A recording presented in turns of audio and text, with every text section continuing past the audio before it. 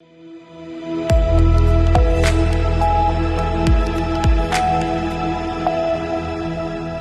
के बाद स्वागत है आपका उत्तर प्रदेश बुलेटिन में।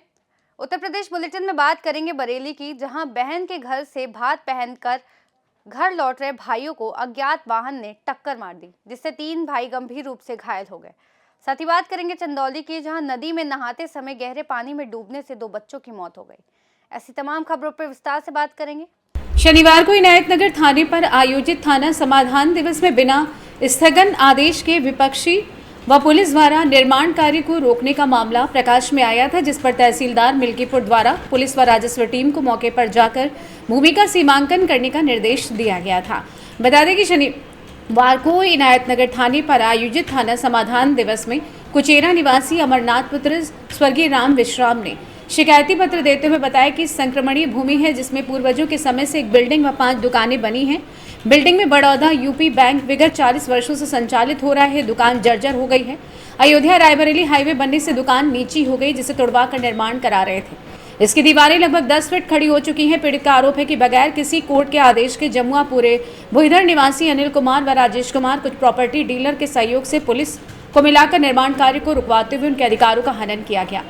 पीड़ित का यह भी आरोप है कि उक्त भूमि पर स्थगन आदेश के लिए विपक्षी द्वारा सिविल न्यायालय व जिला न्यायाधीश न्यायालय पर वाद प्रस्तुत किया गया, लेकिन स्थगन आदेश नहीं मिला। अपील खारिज हो गई। उपरोक्त मामले में विपक्षी ने उच्च न्यायालय खंडपीठ लखनऊ की शरण ली। वहां भी स्थगन आदेश न देकर 3 माह में निस्तारण करने का आदेश पारित किया गया, जिसके क्रम में बृहस्पतिवार को राजस्व पुलिस की संयुक्त टीम मौके पर जाकर भूमि का सीमांकन किया गया। राजस्व निरीक्षक चंद्र कुमार पांडे ने बताया कि भूमि की नाप करके सीमांकन करा दिया गया है। उक्त मामले की पैमाइश आख्या रिपोर्ट तहसील प्रशासन को सौंपी जाएगी। भूमि पैमाइश के दौरान उभय पक्ष व स्थानीय लोग मौजूद रहे। अयोध्या से सी न्यूज संवाददाता राहुल पांडे की रिपोर्ट। बरेली में बहन के घर से भात पहनाकर घर लौट रहे भाइयों को अज्ञात वाहन ने टक्कर मार दी, जिसमें 3 भाई गंभीर रूप से घायल हो गए। घायलों को मझगवा CSC 108 एम्बुलेंस के द्वारा पहुंचाया गया। वहीं डॉक्टर ने एक को मृत घोषित कर दिया। 2 का इलाज चल रहा है। परिजनों ने बताया कि थाना सीबीगंज क्षेत्र गांव तलफी सराय निवासी 40 वर्षीय ओमकार यादव पुत्र सिपट्टर यादव, उसका चचेरा भाई दिनेश यादव और सुरेश शर्मा नगर निवासी मोती पुत्र मूलचंद यादव, तीनों लोग गांव राजपुर कला अपनी बहन कुसमा देवी के घर गए हुए थे। कुसमा देवी के बेटे की शादी है।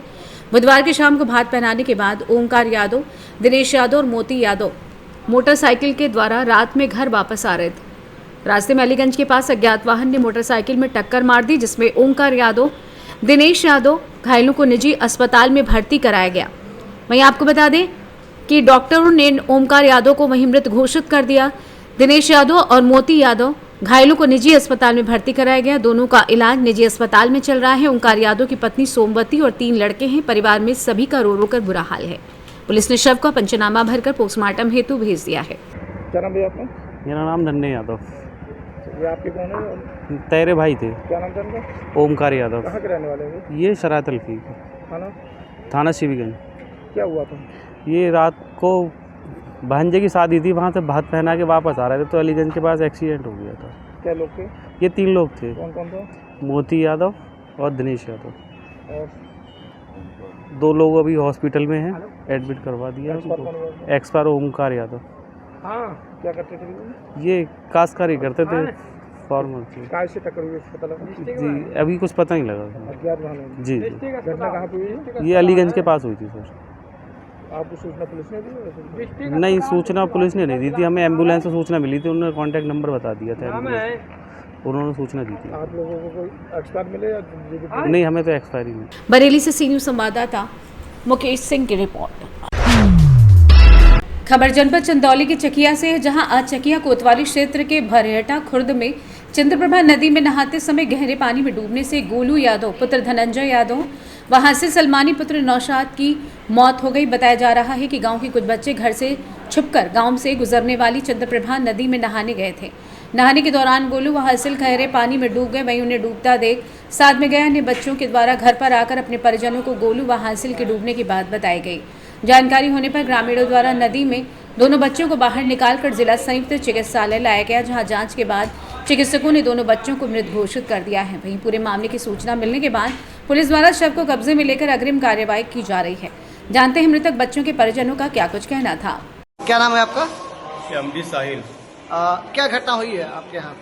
घटना में सुनने में यही आया कि अब नदी में दोनों लोग गए तैरने नहाने के लिए, अब उसी में डूब गए सब। हम तो गए थे क्लिनिक पे पता चला तो आनंद फानंद में दौड़े हुए चले आए हम। अच्छा, दोनों बच्चे थे, क्या नाम था? दोनों का नाम मालूम है?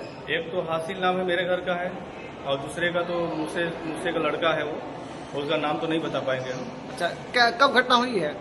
घटना करीबन आधा घंटा के पहले लमसम में हुआ, 1 घंटा का लमसम हो गया नियर अबाउट। अतीश यादव। अतीश जी कहाँ के रहने वाले हैं? भरेटा खुर्द के। अतीश जी किसकी मौत हुई है? हमारे चाचा के लड़के की। क्या नाम है? गोलू यादव। कैसे मौत हुई है? नदी में दोपहरिया में घर से निकल कर जाकर नदी में डूब रहा था, मौके पर नहाने गया था? हाँ, नहाने गया था और डूब गया उसी में? हाँ हाँ। चंदौली से सी न्यूज संवाददाता सुमित सिंह की रिपोर्ट।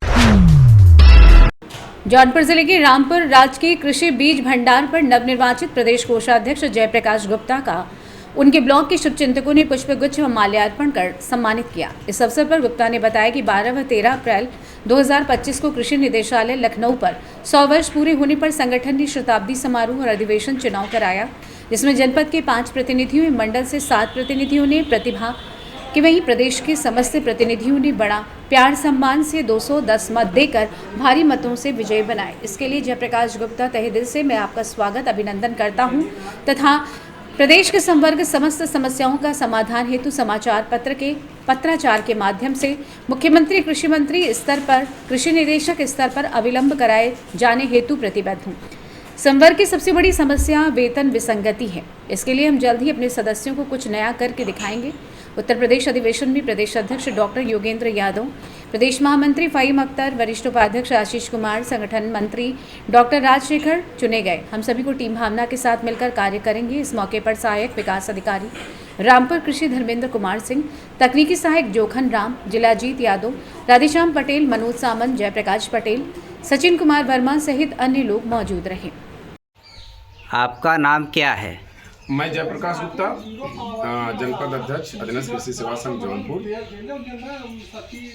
आप किस पद पर निर्वाचित हुए हैं?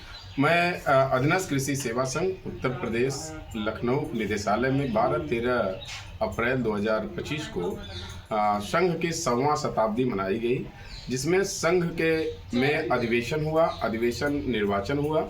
निर्वाचन में प्रदेश से मंडल से 7 सदस्य और जनपद से 5 सदस्य आके जो निर्वाचित वो भी जो है पदाधिकारी थे, आके चुनाव हुआ और उस चुनाव में 351 मत पड़े। 210 पूरे प्रदेश के प्रतिनिधियों ने हमें सम्मान दिया।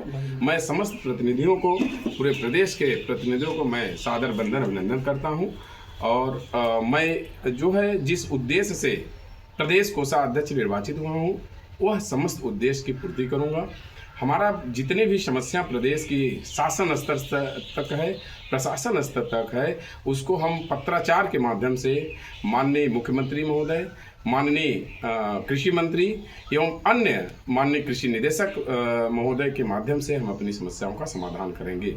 हम और हमारी टीम में जैसे प्रदेश अध्यक्ष डॉक्टर योगेंद्र यादव, प्रदेश महामंत्री फ़हीम अख्तर, प्रदेश वरिष्ठ उपाध्यक्ष आशीष निरंजन, प्रदेश संगठन मंत्री डॉक्टर राजशेखर और मैं, पांचों लोग एक टीम भावना के साथ मिलकर काम करेंगे। और प्रदेश की जो सबसे बड़ी समस्या वेतन विसंगति की है, वेतन विसंगति में मैं प्रथम कदम रखूंगा और ज़्यादा नहीं 1 से 2 महीने के बीच अपने साथियों को कुछ नया करके दिखाऊंगा। धन्यवाद। जौनपुर से सी न्यूज संवाददाता सोनू गुप्ता की रिपोर्ट।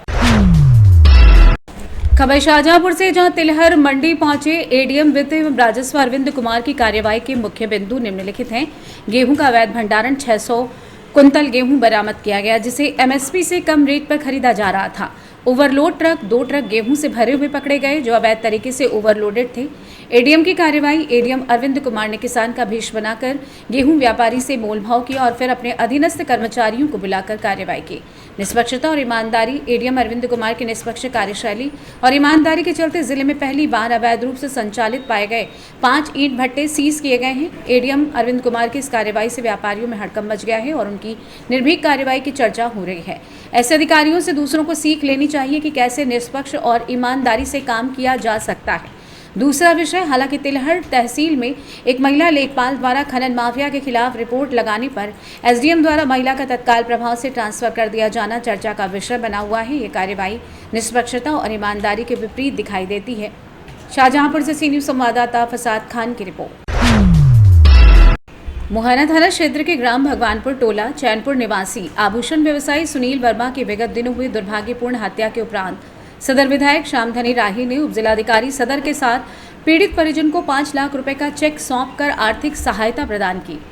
हाल ही में सदर विधायक श्यामधनी राही ने लखनऊ में मुख्यमंत्री योगी आदित्यनाथ से भेंट कर उक्त घटना की जानकारी दी थी, जिसके पश्चात मुख्यमंत्री योगी आदित्यनाथ ने घटना को तुरंत संज्ञान में लेते हुए दोषियों को कड़ी से कड़ी सजा दिलाने एवं पीड़ित परिवार को आर्थिक सहयोग का भरोसा दिलाया था, जिसके सापेक्ष मुख्यमंत्री योगी आदित्यनाथ द्वारा अपनी राहत कोष से पीड़ित परिवार को 5 लाख रुपए की आर्थिक सहयोग प्रदान किया गया।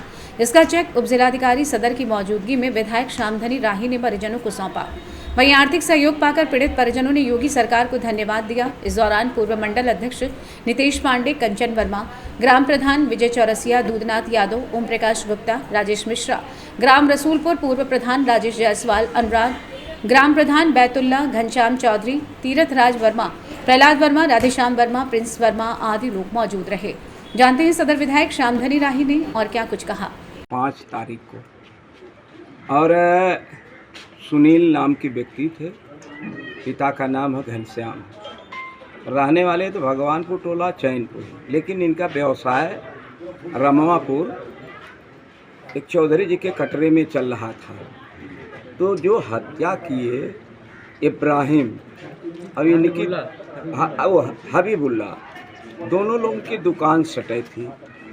और जब सुनील जी अपने आवास से दुकान से निकले सामान लेकर के, हबीबुल्ला को दिखाने गए थे उनके आवास पर, और जाते समय उन्होंने कहा कि हम हबीबुल्ला के वहाँ जा रहे हैं सामान दिखाने 6:12 पर।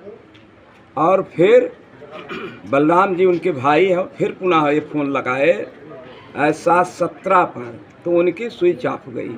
उसी बीच उनकी हत्या हबीबुल्ला अपने घर में कर चुके थे और फिर बोरे में बांध कर ले गए थे पेट्रोल डाल के जलाने। तो ये घटना जब हमें मालूम हुआ हत्या का, तो मैं इस गांव पे आया, फिर हत्यारों को बंद कराया गया। फिर महाराज जी के पास मैं गया, तो शनिवार के दिन आवास पे लखनऊ, तो महाराज जी ने जो है इनके सहायता के लिए उन्होंने 5 लाख रुपए की घोषणा किया। और आज हमारे सदर के एसडीएम साहब, लेखपाल, कानून गो सब लोग आकर के 5 लाख का चेक घनश्याम जी को उपलब्ध कराया गया। यही प्रकरण है। सरकार द्वारा भी क्या क्या राहत दी जाएगी पीड़ित परिवार को? सरकार तो 5 लाख दे चुकी है। सुरक्षा को लेकर क्या यहाँ देखिए, सुरक्षा तो आम जन महाराज की सुरक्षा आज परम पूज्य योगी आदित्यनाथ महाराज के कार्यकाल में तय है। हत्यारे जेल गए हैं, लोगों की मांग है। नहीं, जैसे यहाँ मांग हो रहा है कि बुलडोजर चले, काफ़ी जगह है जहाँ हत्यारे पकड़े जाते हैं, उनके घर पे बुलडोजर चलते हैं। प्रक्रिया के तहत ये सब होता है। उस प्रक्रिया की छानबीन चल रहा तहसील से, और उसमें ये इनका आवास ये सब मिलेगा। तो महाराज जी का तो काम ही है बुलडोजर चलवाना। आज बुलडोजर भारतवर्ष में पूरा है, भारतवर्ष ही नहीं, आज विदेशों में परम पूज्य योगी आदित्यनाथ मुख्यमंत्री का बुलडोजर पूरा सरनाम है। अब कहीं भी अन्याय, अब कोई प्रकार का काम होता तो ये बुलडोजर जा करके वहीं गरजता है और स्वयं तहस नहस कर देता है। सिद्धार्थनगर से सी न्यूज संवाददाता धर्मेंद्र कुमार की रिपोर्ट। इस बुलेटिन में फिलहाल इतना ही। देश और दुनिया की तमाम बड़ी खबरों के लिए बने रहिए सी न्यूज भारत के साथ।